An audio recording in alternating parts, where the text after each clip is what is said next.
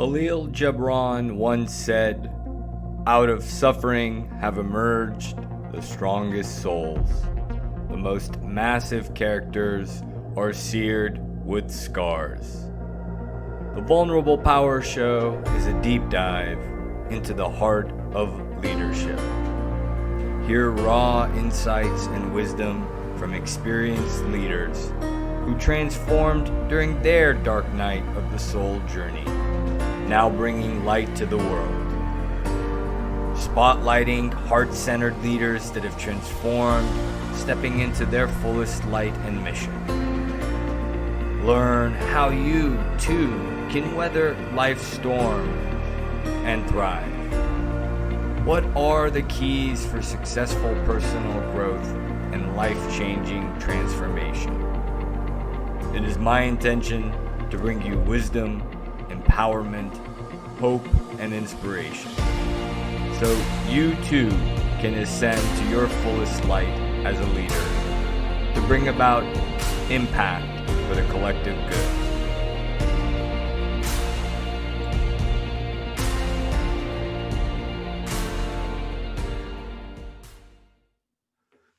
Greetings, everybody. We're here for our first installment of the Vulnerable Power Show with a dear friend and colleague, Brian Kelly. As everybody knows, I did the inaugural episode with a friend interviewing me. So really the four pillars that we're here to highlight today, and the intention behind the show, is to promote an understanding of what transformation looks like. How do leaders go through this dark night of the soul? Then how does it shape them, giving you inspiration and hope? And then how did that cultivate them turning into heart-centered leaders? So Brian and I actually have an interesting story, because he doesn't know this. A year ago, one of my, visions or goals, so to speak, was to be on a podcast or show. And I was actually on Brian's show, and that was my inaugural podcast show or anything like that. And I said, Brian, whether you like it or not, you're going to be the first guest on my show. And we met through a networking group, and I've been a part of Brian's action circles, which he may tell you about later. So without further ado, Brian, thanks for being here, brother, and for sharing your story and really opening your heart for everybody to learn and grow from. My pleasure. Thanks for having me, Hass. So let's dive right in. Without further ado, really the premise is, if you're comfortable sharing, what was your dark night? What was that proverbial storm you went through however long ago? And how did that transform you? How was that your metamorphosis? So if you can start there for us, Brian. Sure. So with me, it was this process I went through as I was going through my first coaching program. And so I'm going through building skill sets, and you have to coach one another doing that. And so you have to bring stuff up. And so I'm going in there with this mindset of, okay, I'll do that, but I'm going to control what that looks like, right? And how deep we get. And I'll give you stuff, but I'm not going to give you the stuff that's a little sensitive at that point. So we go through this process. I'm going through the coach training, and it wasn't working as I was hoping it would. And things were showing up there that were not conducive to me applying the learning, or showing that I was applying the learning. And so I had to kind of have a conversation with myself, if you will, kind of what do I really want to do this? Is this really what I want to do? Because something was getting in the way. And so what was getting in the way is my relationship with vulnerability. And translated, how did I see myself? And so go through this and deeper introspection, and kind of explore what's going on with me. And it's this whole notion of that I had been carrying about vulnerability, is vulnerability meant weakness. That's what I believed. It was reflected in how I showed up, my interactions with others, and how I saw myself to some extent. And so as I'm thinking about, well, if I'm going to go into coaching, leadership coaching, if I really want to do this, how am I going to authentically show up and invite leaders to kind of be more vulnerable so they can better connect with their people and do some of the things they're likely going to need to do? How could I authentically do that if I didn't have a healthy relationship with vulnerability myself? So had that realization, and then I said, okay, great, but what does that mean? How am I going to kind of move to from where I was to where I wanted to be, and what was authentic there? And it was just realizing that vulnerability is human. It's what helps us connect with one another. And the conditioning of vulnerability is weakness. Men don't show emotions, men don't cry, things along those lines. And reframing that to this notion of vulnerability is human. And that's also how I wanted to be. I wanted to be someone people felt comfortable with and could share their emotions. So I could create the space for people to be themselves, and with no shame or any judgment or any of that. And so that then became, I shifted that. I tell the story all the time. So between the time that this happened and the next set of classes, which was the last set of classes for the coaching program, I went through this process. I go from the elevator to the classroom that we were doing the training in. Two different classmates stopped me separately and said the exact same thing. They said, "You look lighter." And they weren't trying to flatter me with my weight. They were talking about my body manifestation and how I was showing up that way. And so there was a little bit of external validation of what I kind of already internally knew. And that's what was going on prior, was this incongruence of me wanting to be something, but it was showing up differently because of how I was thinking about myself. So mindset, which manifested in my body language. And so that incongruence, and here what that was giving me was that congruence. It's like I say, I already knew, didn't really need it, but it was nice then to get that validation in terms of the congruence. And so that's sort of like the pivot point. And we can get more into what I went through if that's where you want to go in terms of, so literally it was probably a week or 10 days of me being by myself and going through this process of discovery. And a lot of tears, a lot of, going through history, past history, relationships, influencers, beliefs, how I saw myself, because I would see my true self show up in pockets, but it wasn't consistent. I'm like, why am I showing up this way? Is it this wanting to please others? There's others versions of myself. Why do I suppress certain things about myself that's truly me? Why do I, and trying to do it more from curiosity without judgment. I wasn't there yet in terms of my growth from a coaching perspective or even with myself, but just trying to not be judgmental, but just trying to notice what was going on there. And it was hard. I mean, what happened during this period of time, and it was a long period of time, this I'm telling you about the end of it, but going up until that, withdrew from family, from friends, not reaching out to people. And what it came down to is sort of like how I saw the workplace, how I saw myself, didn't like some things. And it's like, is that all there is? Is this what this is about? I couldn't see hope. It's like, is that all there is to the workplace, right? Come in, punch a clock, comply with what the environment is so you can navigate around there, try and progress in your career, do those kind of things. And then personally, it's like, well, you try and please everybody, right? You try and come at things from the, I want to be accepted into this group. I want this person to like me. I want that person to like me. And then you go through this journey and it's a struggle. And then it's like, how do I do this? How do I kind of just show up as me? And then I go through the process that I went through at Georgetown and the personal growth process. And the secret is it's elegant and simplicity. So it's just like they told us in the first day of coaching is simple, but not easy. And so this is the same kind of thing, right? Personal growth, it's building your inner self and your inner view of yourself. Yep. And you grow from the inside out, right? So having a strong constitution of who I was and building that, and not needing to have this external validation or whatever that was in terms of needing to please others or needing to live up to some expectation of others.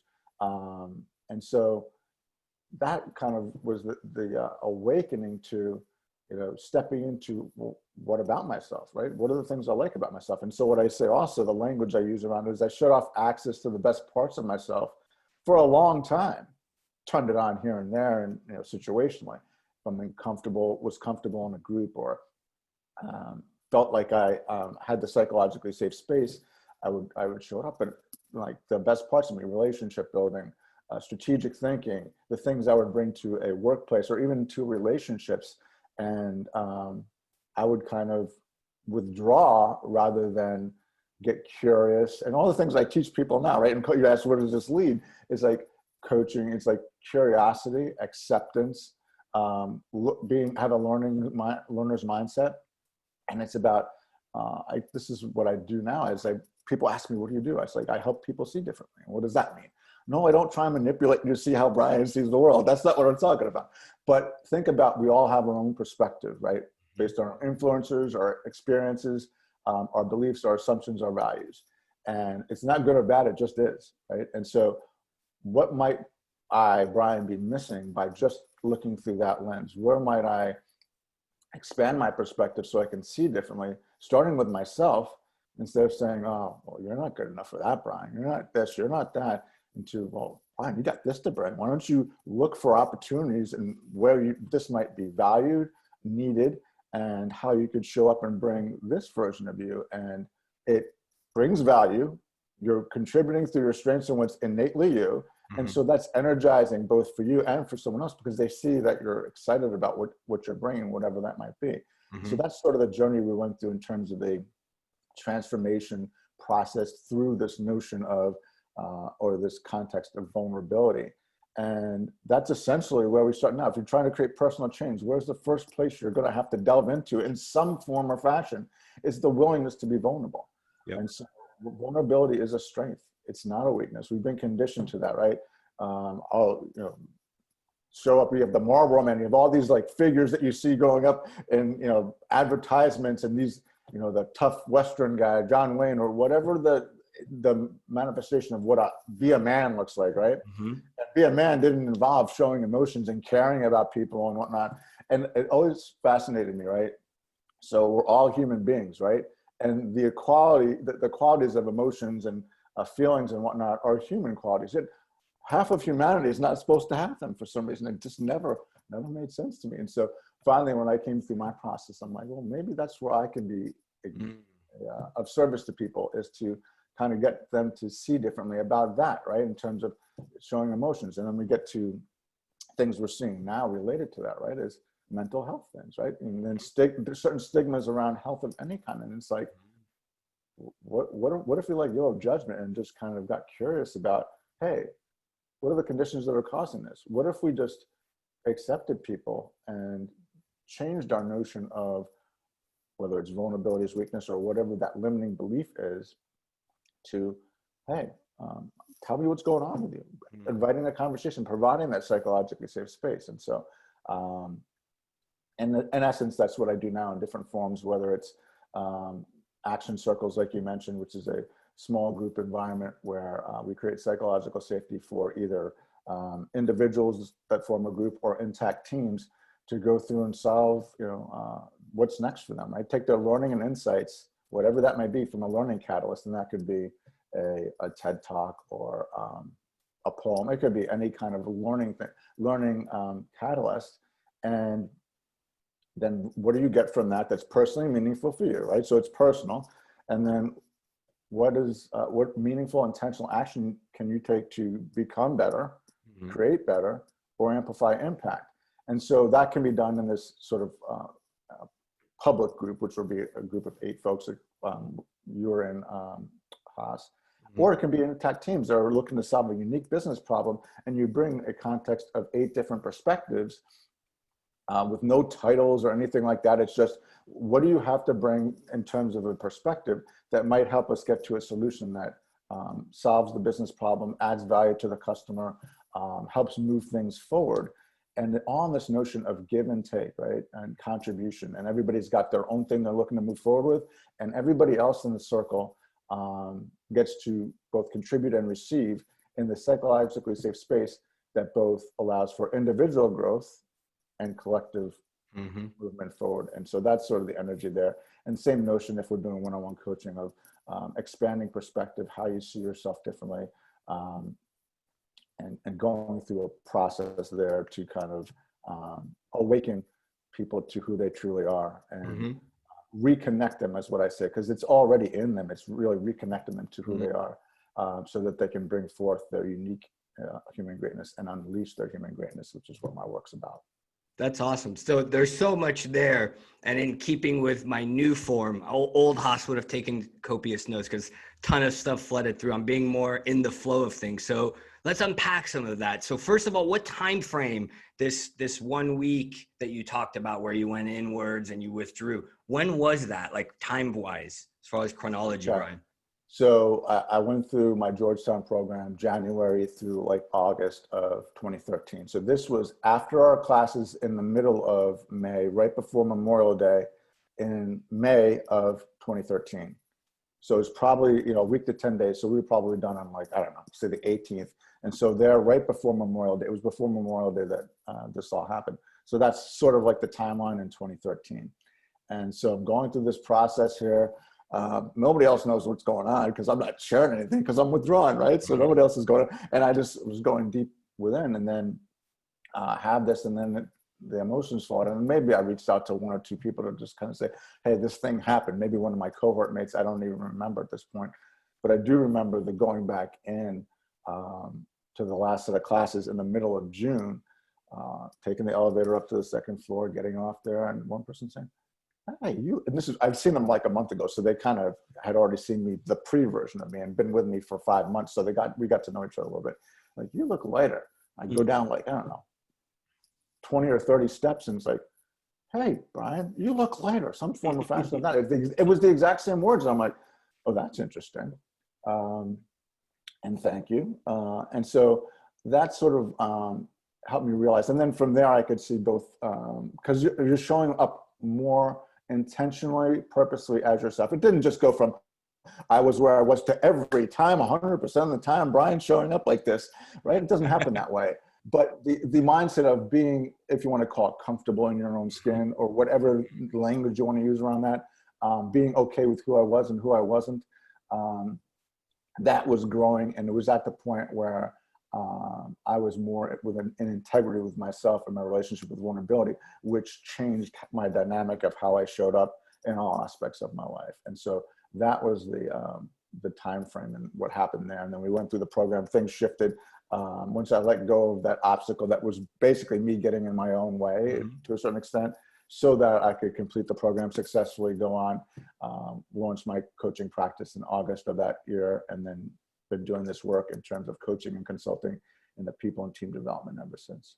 So that's awesome, because everything, I'm going to continue on what you said in the first part. So what do you sense? Because you said it really beautifully, is vulnerability, especially for men, and you have the conditioning, is very much seen as weakness. We have that in both genders and across the board. I mean, vulnerability is not something that generally we feel inclined to do. We have to work into it. So what do you sense, Brian, from your process, from your perspective, was your tipping point, right? Because you said you went in much like me. It's funny because I'm sitting back seeing much of my own reflection of my own process, because it was very like yours. I wanted to control the transformation. So what was the tipping point when you surrendered? I call that the great surrender. What was the tipping point when you kind of said, okay, process, take over, and you went, like you said, very into this hermetic internal process? What was that tipping point like? Can you flush out as much as you can?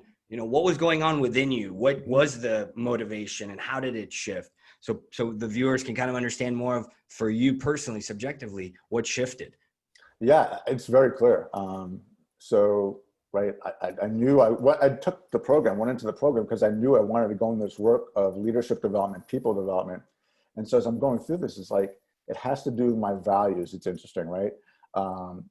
Humility, authenticity, you go through my strengths, if you want to talk strengths finder or whatever assessment, you go through those. It's like, how could I be authentic in my role in full service to those I would be working with if I did not have a healthy working relationship or healthy relationship with vulnerability? It was about authenticity. It got to my values. It's like, yes, you have to go through the discovery process, and that was part of it. It's like, but the tipping point was asking myself, did I want to do this, and how would I be successful at this, and how would I help others grow and learn and become better? That was only going to happen if I could pinpoint that, what does that authenticity gap that's there right now? What is that pointing me towards? And it's like, well, leaders are going to need to be more vulnerable in terms of, right now we don't, there's an opportunity for leaders to be more vulnerable and to not have to have all the answers, not need to be right, to ask for more input, to say, I don't know, right? And so if I'm going into teams or work with individuals and I'm not in a good place with that, well, how am I going to show? And like, they're not going to be able to read my body language if I'm, and it's like, so I knew something had to change around authenticity and who I was.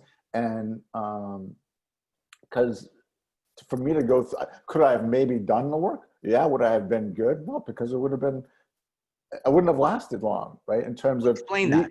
Elaborate on that. Why is it important for the leader to be in alignment with the teaching, with the practice they're espousing? Why, from your perspective? Because other people, and some of them in the marketplace, they have that perspective. Sorry to interject. That it's, oh, well, I don't have to be 100% in alignment. And you talked about it in reference to an authenticity gap. Why do you feel, as far as pragmatics, as far as practicum, nuts and bolts, why do you feel leaders need to have that alignment? So Hass, I mean, most people are smart people, right? So we can learn what to do, right? We can do the techniques for coaching. We can do that, execute it.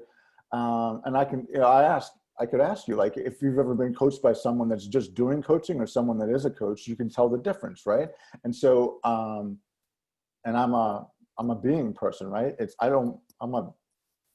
Doing coaching is not what I'm about. It's being, right? And so, the learning of, this is how you kind of go about it. This is what coaching is. This is what coaching is not. Okay, great. Continuous learning. But really what it is about is, and I said this at the beginning, and maybe even before I got into this program, it's just human behavior dynamics. Really, that's all what coaching is. It's about human behavior dynamics and awareness. And that's really all it is. You can call it whatever you want. So Brian, what kind of coach are you? Leadership coach, career coach? It's like, you call me whatever you want, right? I know we have to have a box, and whatever box I'm not a boxy type person, but people would genuinely just ask me the question authentically. And so, yes, I do leadership coaching, career coaching, team development, people development. But in terms of the being piece of it, if you're not embodying it, like, you deal with energy, right? So it's like, people feel that, right? And so as I got more aware, but as I went through the program, and I maybe I mentioned this to you, maybe I didn't, but my learning circle advisor, so the subgroup that we had within the cohort was a learning circle. I had a learning circle advisor. She was a somatics person, right? Interesting. And so it was a gift, right? It ended up being a gift. And so, can you elaborate what that meant while you continue? What is somatics, for those that don't know? Somatics. Yeah, so somatics is sort of like paying attention to your body and connection to your body and feelings in your body, emotions, and body awareness as intuitive clues. And so this will be a little embarrassing, but I'm happy. You want to go deep? I walked in, like I told you, like, I'm going to control stuff, right? No one's going to tell me what I'm going to do beyond my comfort zone. I'm going to control that. And so I remember I was part of a triad, because we did triads, coach, coachee, and observer. And so there was this really emotional coaching session that someone had gone through. And I remember my learning circle advisor going, so Brian, how do you feel about that? Or what did you think? And I had nothing. I had nothing. It was like, connect to my emotions. I could literally hear the thought bubbles going, connect to my emotions? What are you talking about? I don't know how to do that. I haven't done that in a while. I probably did that at some point, but I've shut off access to that. I'm sorry. Can you ask me another question? It was sort of that kind of thing going on. And so, but she was great in terms of helping me throughout the course of this, and my cohort mates too, because we were having to go through this, in terms of paying attention to where in your body things are showing up. And we went through this as a part of the coaching training, is naming things, right? Is it anger? Is it, what level of fear? Is it disappointment? And that gives you a sense for what is going on there. So if you can help people name stuff, that gets to clarity. Clarity helps with focus and going down that path. And so this whole notion of somatics was new to me. I wasn't going to go jump in and take somatics training, right? That wasn't my next step. Some people did do that in my cohort, but I appreciated it. And so the whole notion of embodiment then was like, yeah. And then that's what I needed to do. I needed to kind of understand at a almost a soulful level, right? What that meant to me. And so then that congruence and that authenticity about, hey, if I'm going to work with folks and be effective at this, and effective, yes, from a coaching business perspective, but help people, serve people well. Mm-hmm. I needed to shift something. And then that was when I went through that process to determine what it was that was missing. And it was what was getting in the way is the language I used. And it was my relationship with vulnerability. So this whole notion of being and doing, right? A lot of, especially Western culture, do, achieve, all good, right? You know, productivity, industrial age, production, and it's like, I think what happened with me and maybe with some others, this may resonate, is the how matters sometimes, right? Like when things are happening in your life or in the workplace or in relationships with your managers or your coworkers or your client, whatever, just get it done is great, right? You know, we need you to get it done, and it's all good. I get it. Business focus, get your job done, serve the client. And if we don't take time to understand how people are feeling, like the human person, like I talk about the work mask. You've heard me talk about the work mask all the time. I wrote something on this on LinkedIn. I believe most people, probably in the, you know, if you want to use the Gallup stats for disengaged employees at 87%, yep. You can probably use that number, but you can correlate that to who actually goes into work with a work mask, whether they know it or not.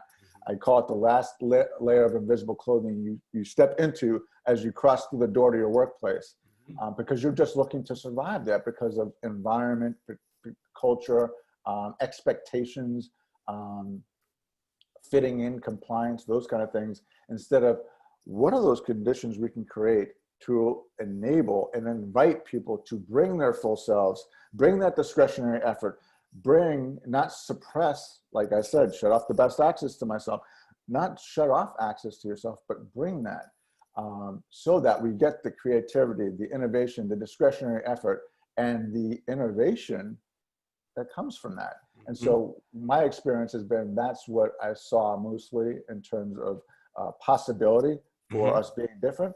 And I kind of felt incongruent in the workplace. I'm like, anybody like talk to people like people in terms of, you know, how, you know, other than the token, how was your weekend kind of thing. But I noticed, Hash, you're a little bit off today. It looks like you may be going through something. Is everything okay?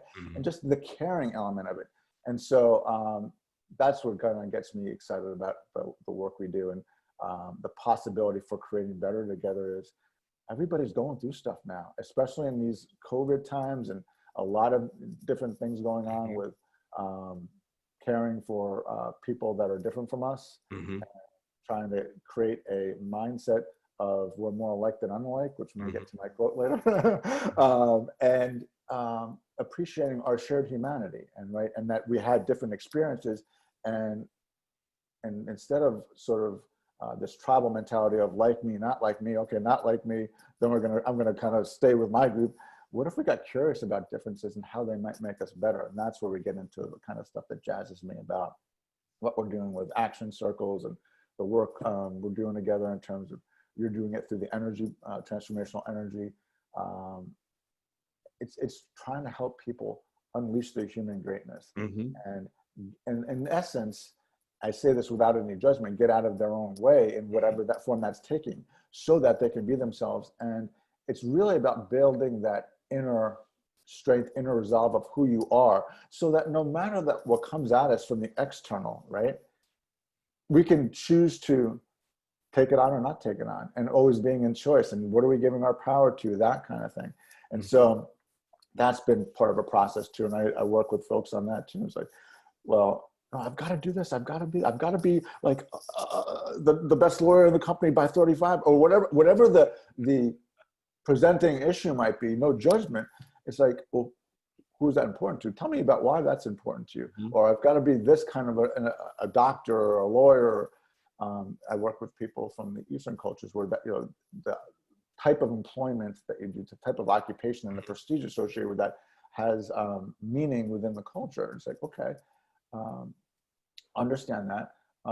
If we said that you could do anything you wanted to do, and everybody in your life would be okay with it, but it was something that really resonated with you and made you come alive and gave you energy, what would that look like? Hmm. I can't do that. I just got to be this, this, and this. I've been the top in my class for my whole education career. It's like, okay, great, congratulations, you put a lot of work into that.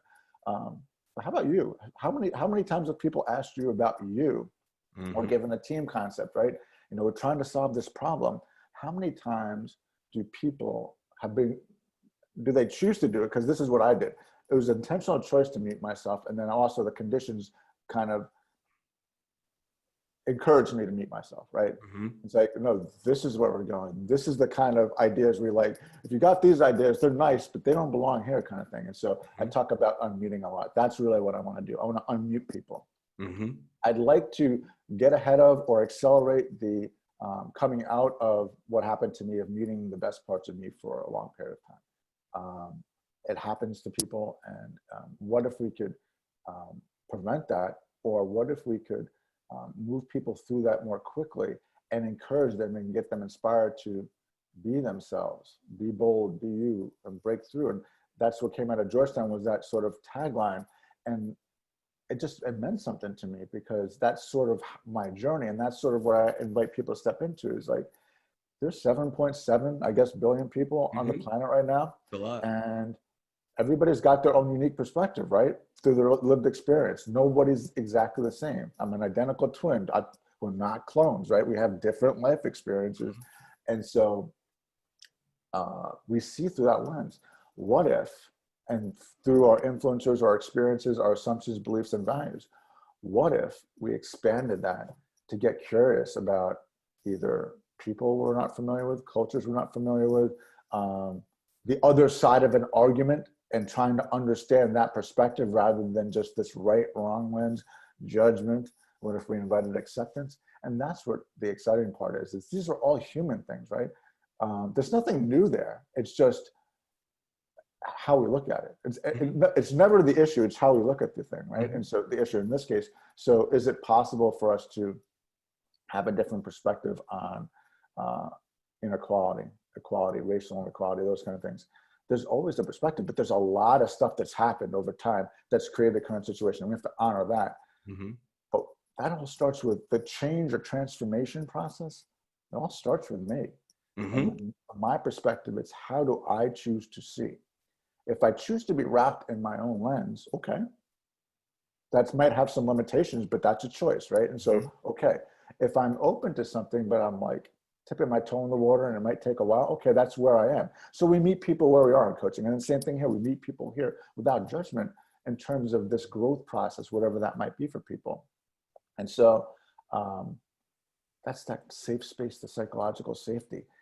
If we can create that as leaders in organizations, as team leaders, and leaders doesn't have to be the CEO. Leader is every single person from where they are, right? Redefining what a leader is. The notion of hierarchy, leadership, the leadership team. What if every employee was on the leadership team? I love that. So those are it's perspective, right? Lead from where you are, right? So those are the kind of things that come up for me. That's awesome. You have that Rumi quote, you may have heard it: beyond right and wrong, there is a field, I'll meet you there. And so I like so much, again, what you're saying and bringing forth is amazing, because what you're talking about, from my lingo, so to speak, right? You mentioned this conscious choice you had to make. You had to commit to the process. Then you had to define and deconstruct, which I want to ask about. And then you go into then bringing out those parts of you that you had kind of masked, that creative center, that light, so to speak. So it's really beautiful, because then it leads us to then bringing it outside of ourselves. And as you do really well, creating that space.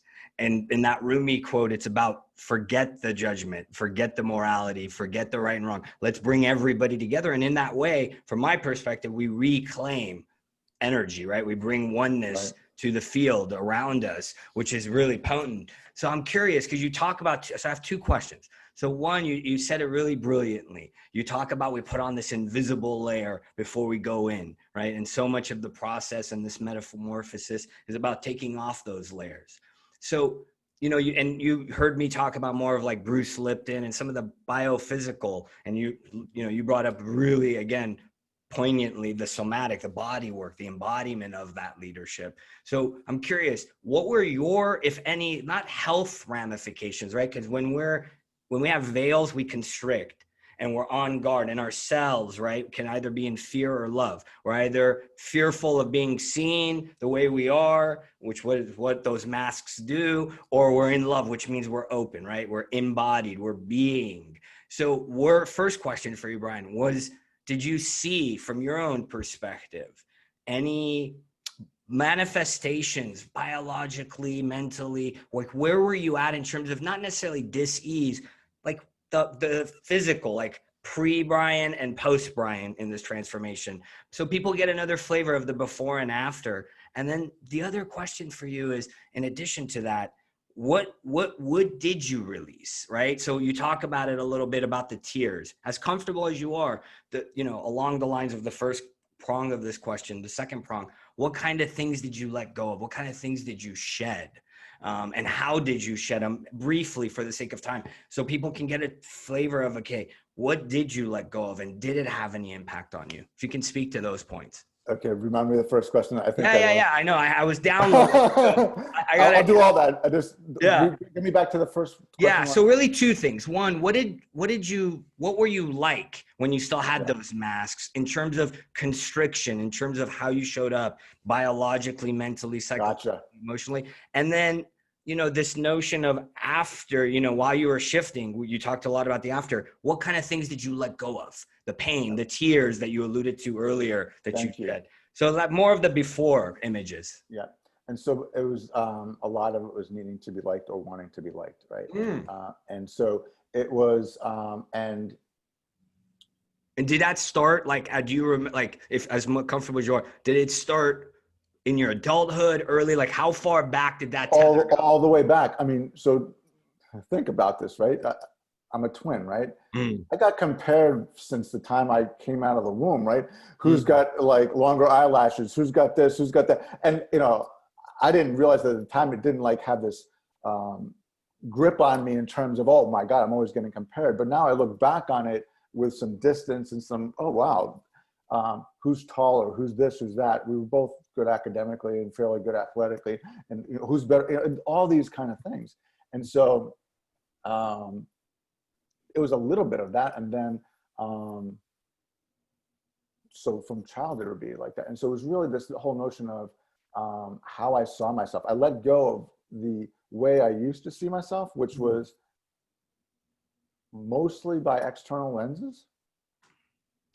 And I started to say, I started to get more into what do I value about myself, and with some data from others seem to value this about me too. And then getting more into, it's like the ego soul dynamic a little bit, right? So it's like more into the soul is like what feels congruent, right? So now that my learning supervisors taught me how to connect to my feelings, right? Now that you're undoing the desensitization that we all oftentimes go through.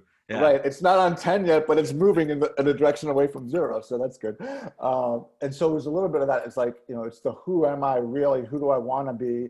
Aspirational. I'm futuristic. So who am I becoming kind of thing? And who do I want to become? And so it's like, I let go of, and so the tears were about relief, right? It's like, oh, vulnerability is not weakness. It's just how I saw it. It's like, and other people may still see it that way, but I had a new definition that I could not just like, oh, Brian, you have a new definition now so you can pass the program and get through the program. It's like, it wasn't about that.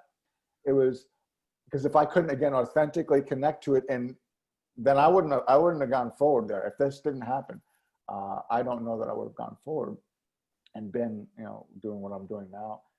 So it was about really, it had to mean something. It had to have meaning in terms of the next step. And so it was meaningful in that I was able to let go of stories about myself that I held that no longer served me. To realize that, you talk about always being in choice and coaching all the time, but realizing that I could reframe my relationship with vulnerability or anything else that I might want to let go of, right? Because I'm in choice.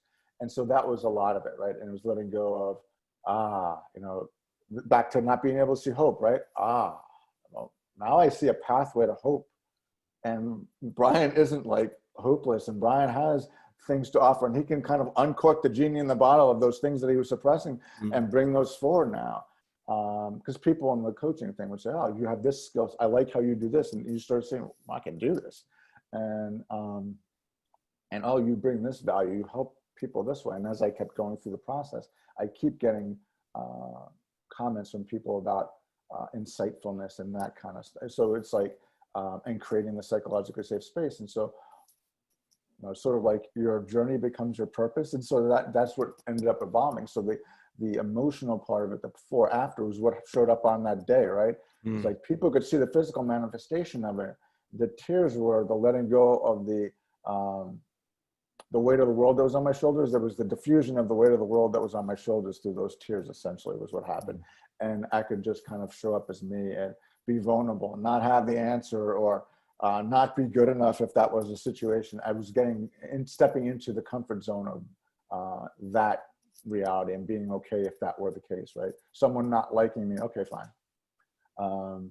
So it's a different place, taking myself to a different place. And the next part of your question again, remind me? No, you touched upon it. Is the before and after, and what were the tears look like? I like how you dovetailed it together. And I like how you mentioned the tears were relief, because I call that, like, I had a similar realization a couple of years ago, is the coming back home to myself is kind of what it felt like. Exactly. I don't have to fake it anymore. I can kind of be me and kind of fully be in my own skin. And I think that's what you're talking about when you say that relief, that catharsis, in a sense. Beautifully said, Hass. It's like, the notion of I don't have to fake it anymore, back to the work mask, right? And so we get conditioned, and I think we do that in relationships too. And even in this is what the family does, or, don't do this, do that. Don't be yourself, don't shine out differently than we're comfortable with, right? That's what really people are saying is, I'm not comfortable with that. So don't do that because I'm not comfortable with it. And it's like, well, that's okay that you're not comfortable with it, right? It's like, me shining my light isn't intended to make you uncomfortable, but it's something to get curious about, though, right?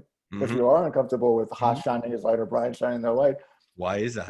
Maybe there's an invitation there to get curious, not judgmental, curious about what is that about, right? Maybe I should give that some attention from a curiosity perspective. And so that's sort of what it became.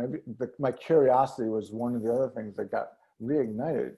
And it's really about, because I have learner as one of my strengths, but it's not so much book learning, it's people learning. It's like, what makes people uniquely themselves, and how can we kind of understand what makes them and their unique gifts, and how do we help create the conditions and enable them to unleash that in ways that energize them and then allows them to amplify impact, create better, be better, that kind of thing. And so it's really people that it comes back to people and relationship building and strategic thinking. And so my strengths sort of combine in ways, and I'm listening to you, and then I'm kind of, things go off in my head because I'm starting to make connections of, I see possibility A, I see possibility B, I see possibility 2,654, because that's just how I'm wired. But I'm still listening to you. And it's like, okay. And then it's not like, oh, Hass, look how smart I am. I've got 2,645 possibilities. It's like, so Hass, what I'm hearing is you want to shift A or B. What's important about that to you? And you start getting into the questions that help, because the wisdom, in coaching lies within the client. It's like, it's getting people reconnected to what matters to them. Who are they? What is that soulful element back to that, instead of what does society expect of me? What does my family expect of me? What do other people expect of me? The external stuff, which is part of our influencer group, right? The assumptions that we form based on that, right? We all need help when we're, throughout life, but particularly when we first come into the world. And so then we form beliefs and assumptions and values. And it's like, what if those are no longer true? What if they're not? What if they're just, what if they no longer serve me? Either one of those. And if I'm in choice, I can say, okay, well, thank you for being on the journey right now. I'm going to leave you behind because we're going, and I'm not going to take you with, I really appreciate what you've done for me so far, but we're not going to continue on this journey. And I think those are some things, and the joking language is part of it too. It's like, it's serious, but let's have fun with it in this sense of, hey, this is a human thing. It's not a whoever the person we're talking about or team that we're talking about is that may be having some struggles with connection and working together and stepping into their greatness, or being comfortable with other people's greatness being different than theirs. Let's figure out how they can contribute to us becoming better together, right? And that's what excites me. I love that, because you said something really about how you process, which I find fascinating and I personally experienced with you, is, when you and I have talked about this, holding space and liminal space, creating a transformative space. And in your lingo, you talk about making it psychologically safe. And I like what you said. You said you see the field of possibility. That's one of your superpowers. And in a sense, you then reconnect the person or the leader to that field when they've been closed off, which is impeccable. And you've done that for me. And I sense that's where you had to shift out of personalization into this new mode of being able to objectively understand reality. And that for me is what you do really well, because you can then hold the space and then poke and prod. And because you're ferreting through, you're able to then show them the blind spots. And so had you not done it for yourself, and I think that goes to your point, you couldn't do it for others. And I sense that's what we're all really doing. As you know, is we're bringing out who, it's being, and then sharing our beingness is our profession or our vocation nowadays, so that's cool that you're doing that.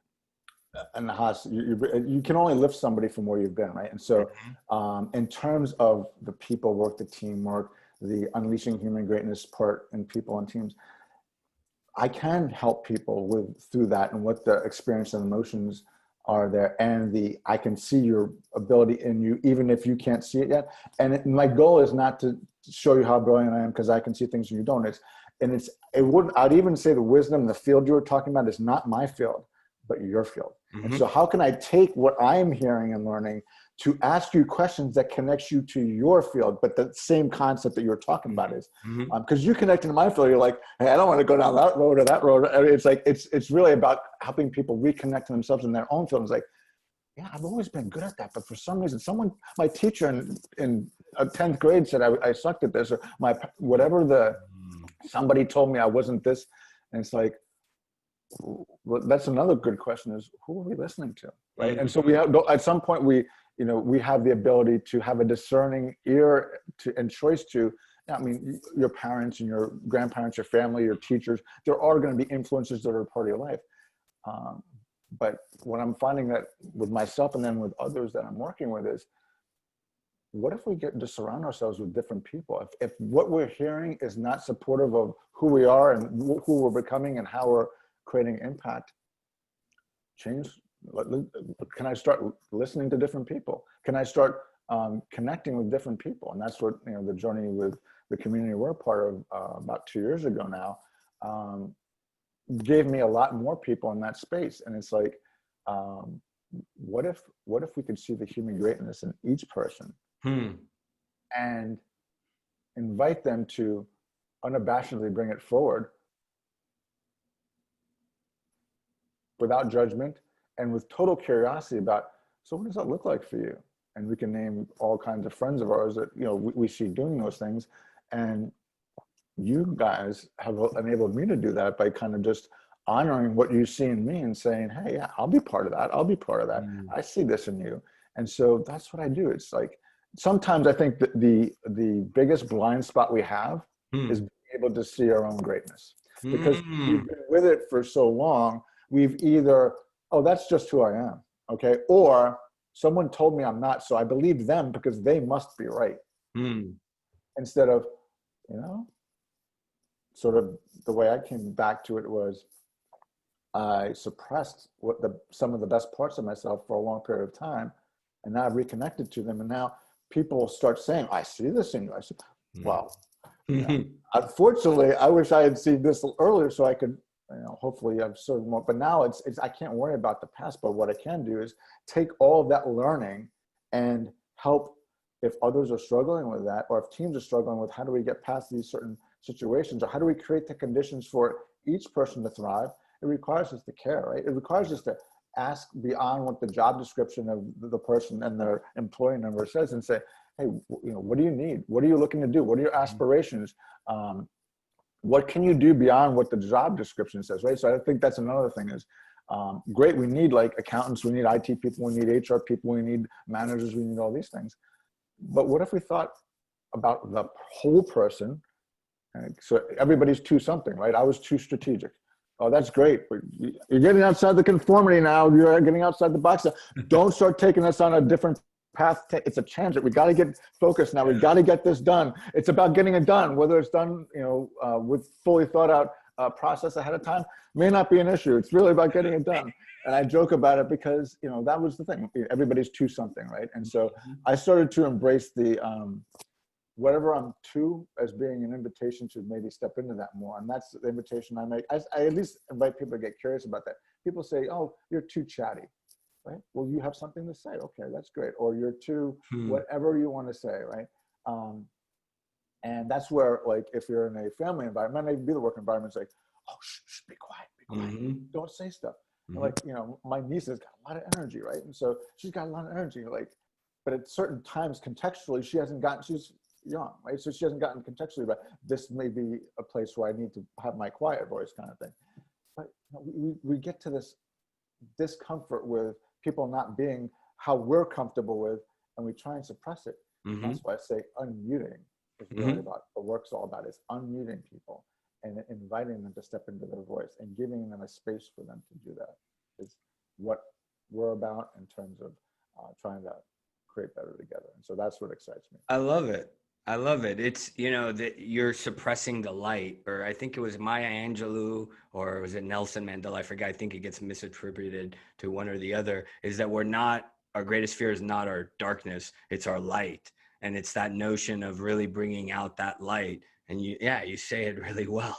It's about not suppressing it and leaning into it and bringing it forward. Or as I've learned, to look at it as not what's wrong with me, what's right with me. And really, like you've mentioned all along throughout this interview, is this notion of the perspective is everything, right? And perspective shapes our reality. The issue is not the issue. As you relate to it, shapes everything. So it's really beautifully put. And I like how you've woven all of that together. So to wrap up, where do you want Brian to be remembered? When you're gone from this realm, what do you want your legacy to be? What do you want people to remember you by? Brian had a role in helping me reconnect to myself and unleash my human greatness. That's sort of what, and I'm doing it with other people like you and others, because I think there's so much to be gained from rethinking how we serve people and doing it in terms of this being versus doing space and having a long-term view versus a short-term view and allowing for the growth and allowing for failure and the mindsets around that. So essentially, I don't want to be remembered as a mindset coach or a leadership coach or a people development consultant. I want to, and this is going to get to the next question too, is I want people to remember me by this Maya Angelou quote. People won't remember what you said, people won't remember what you did, but they will remember how you made them feel. And that is what I hope people remember me by in terms of, if we talk about inclusion is a feeling. It's not a program or an initiative. Belonging, same thing. Belonging is a feeling. So I can say that I'm being inclusive, but if you don't feel it, that's not inclusion, right? And so how do we get to being able to talk about feelings in the workplace or even in a community group or a sports team or a debate team, and no one feels excluded because the conditions have been created and there's belonging there, and where there's difference, someone comes into a new school, oh wow, let's welcome them in, let's go have lunch with them, let's go invite them to whatever fun thing we may be doing after school. That's the thing. It's about the thing that I got kind of opened up back in Georgetown a little bit, the somatics, and it's connecting to myself, opened up worlds. Because as you say, you can't really help others before you help yourself. And if I'm like wrapped in my world and I'm inward, keeping out the external world, there's no opportunity to serve and to unleash that human greatness. So the feeling element of it and having an impact in terms of them blossoming into the person they were meant to be. That's awesome. Well, I can tell you personally, you've made me feel understood, and you've created a space that really allowed me to explore and blossom while I was already blossoming. So I sense you're already well on your way, brother. And any last words before we wrap up for today? And thank you for being here. I mean, I don't plan these, as I told you at the outset. I said I have a general outline. Let's see where it goes, and I'll pepper in questions. And it's beautiful how it happens. Another testament to that. We're exactly where we need to be, exactly when we need to be there, doing exactly what we need to be doing. And even if we think it's imperfect, it's perfectly imperfect. So any last words to wrap up for today? Yeah, so first, thank you for having me and My for pleasure. inviting me into this space. And the thing I would invite people into is one of the things I do is, and I'm intentional about, is igniting belief. And so two invitations for people is to believe in yourself and to believe in your ability to figure things out in terms of I'm not good enough or I can't see possibilities. Because if it inside out starts with belief in yourself, right? And gets into believership. And you determine the story about yourself now forward, right? So write the story that has, if you fully believe in yourself, what story would you tell about yourself? What story of becoming would you create? I love that. What story of becoming would you create? Wow. Well, you always blow me away, and I love sharing space with you, brother. So if you haven't reached out to Brian, his details, I'm going to put in the comments or the description section below, including website, contact info. Brian, thank you, brother, for being the first guest on really something that I created in your action circles, more or less. So again, you've already been really embodying and living that legacy. So thanks again for being here. And thank you all for watching and experiencing another episode, our first actual episode of the Vulnerable Power Show.